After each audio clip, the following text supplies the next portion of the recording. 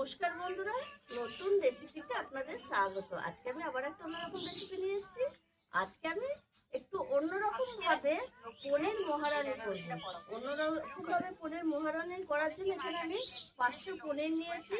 একদম মানে পাশের বাড়ি টাটকা কেটেছে, সেখান থেকেই নিয়ে এসেছি। 500 পনির আছে। এখানে আছে টক দই, দুধ, গরুর দুধ, কাসুরি মেথি, নুন, ঘি, কাজু বাদাম বাটা, আর এখানে আছে পেঁয়াজ কুচি, রসুন বাটা, আদা বাটা, কাঁচা লঙ্কা বাটা, ধনে পাতা বাটা, লঙ্কার গুঁড়ো আর জিরে গুঁড়ো। এইটা পনির মহারানিতে হলুদ দেবো না। এবার আমি পনিরগুলো একটু কেটে নেব। একটু খুব ছোট করে কাটবো না, এই মহারানির জন্য একটু বড় বড় শেপেই কেটে নেব। এই দেখুন বন্ধুরা, এইভাবে কেটে এরকম একটু বড় বড় করে কেটে নেব। এই দেখুন, এই যে বড় বড় করে একটু পনিরটা কেটে নেবো মহারানি। আর একটু অন্যরকম ভাবে এই মহারানিটা করব। সব পনিরটা এইভাবেই আমি কেটে নেব। পনির এই দেখুন বড় বড় করে পিস করে কেটে নিয়েছি। আর ততক্ষণ আমি উনুন ধরিয়ে কড়াই বসিয়ে দিয়েছি। পনিরটা একটু মশলা মাখিয়ে রেখে দেবো। পনিরে দিয়ে দেবো স্বাদ মতো লবণ, ধনে পাতা বাটা, কাঁচা লঙ্কা বাটা। এটা দিয়ে পনিরটা একটু মাখিয়ে রেখে দেবো।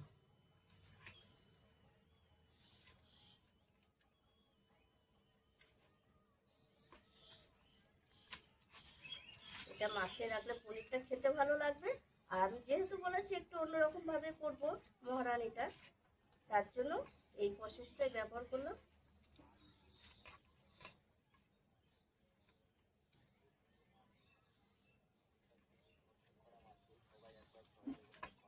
পনির সব ভালো করে মাখিয়ে নিয়েছি।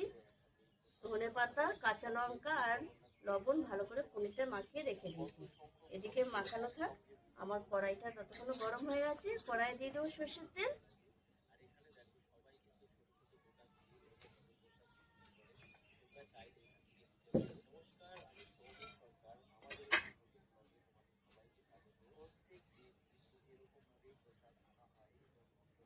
তেলটা গরম হওয়া অবধি অপেক্ষা করবো একটু। প্রচুর ঝাল জ্বলছে, একবারে হলুদ ধরে গেছে ভালো।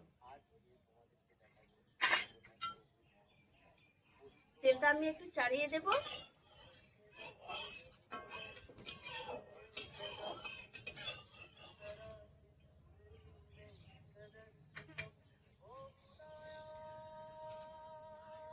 এবার আমি পনিরগুলো ভেজে নেব। এরকম একটা একটা করে পনির দিয়ে দেবো।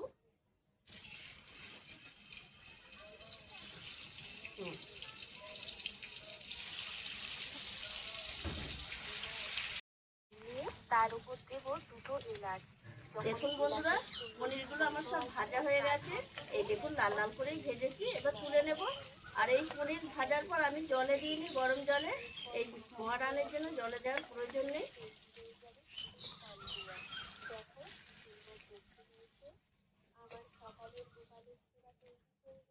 হয়ে গেছে আমার পনির ভাজা। এবার আমি ওই তেলের মধ্যেই দিয়ে দেবো ফোড়নে তেজপাতা,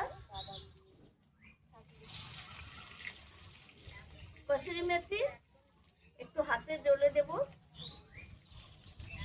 দিয়ে দেবো একটু ঘি,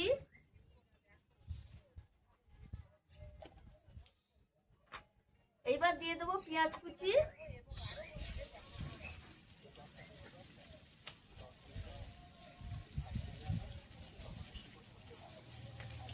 পেঁয়াজটা ভালো করে একটু ভেজে নেব।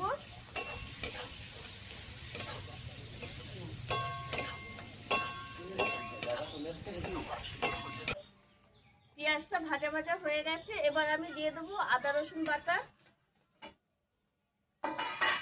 স্বাদ মতো লবণ, লঙ্কা গুঁড়ো। এটা হলুদ গুঁড়ো দেবো না এই রান্নায়। জিরের গুঁড়ো,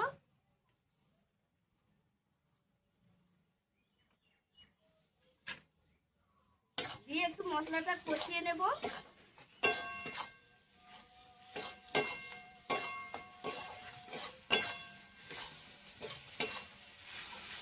ভালো করে একটু মশলাটা কষিয়ে নেব। মশলা ভালো করে কষানো হয়ে গেছে। এবার আমি দিয়ে দেব এখানে কাজু বাদাম বাটা। আর এই রান্নায় আমি জল ব্যবহার করব না। দিয়ে দেবো 100 মতো টক দই। দিয়ে ভালো করে মশলার সঙ্গে ভালো করে একটু কষিয়ে নেব কাজু আর টক দইটা।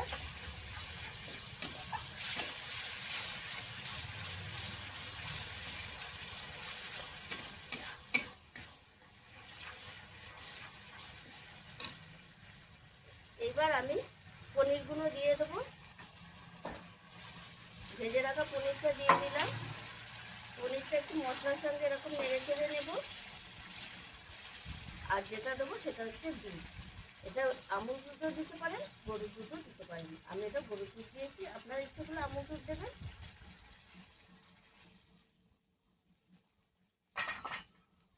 এইটা এরকম 2 মিনিট মতো ফুটতে থাকবে। 2 মিনিট অবধি আমরা অপেক্ষা করব।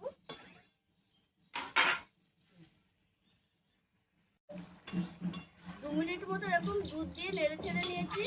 আর এই মহারানিটা হয়ে গেছে। এবার আমি স্বাদ ব্যালেন্সের জন্য একটু চিনি দেবো। যেহেতু টক দই দিয়েছি তার জন্য স্বাদ ব্যালেন্সের জন্য একটু চিনি দিয়ে দেবো। এবার আমি নামাবার আগে দিয়ে দেবো একটু ঘি।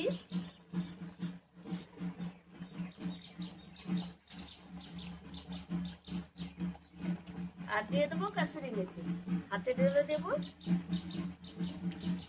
এটা দেওয়ার ফলে মহারানিটা আরও সুস্বাদু হয়ে যাবে। আর আমি একটু অন্যরকম ভাবে পনির মহারানিটা করেছি, আপনারা এইভাবে একবার করে খেয়ে দেখবেন, অসাধারণ।